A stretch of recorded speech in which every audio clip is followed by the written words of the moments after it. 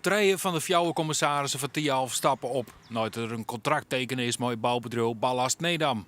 Ze binnen er nog net om te tekenen, zoals dit in de verklaring van de provincie. Zij vinden dat er risico's binnen en dat die nog beter uitdekt worden moeten heen.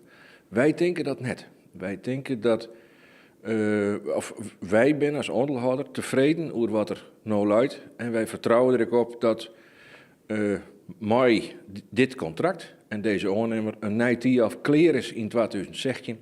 En dat zowel binnen de tijd als binnen het budget gebeuren gaat. De steerteleden binnen achter Sletten waren informeerd over de kwestie.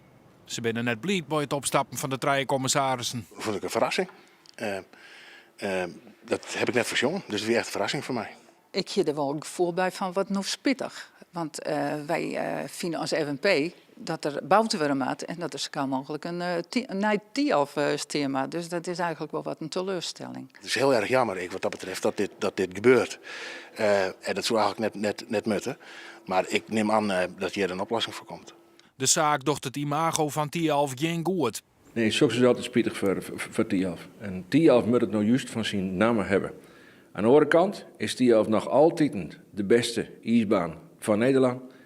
En we krijgen de beste ijsbaan van de wereld. Daar ben ik van overtuigd en daar gaan we nog steeds voor.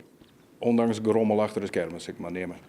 Ik denk, het is jammer dat dat gebeurt, maar het doel is helder en de koers, wij binnen op het goede paard.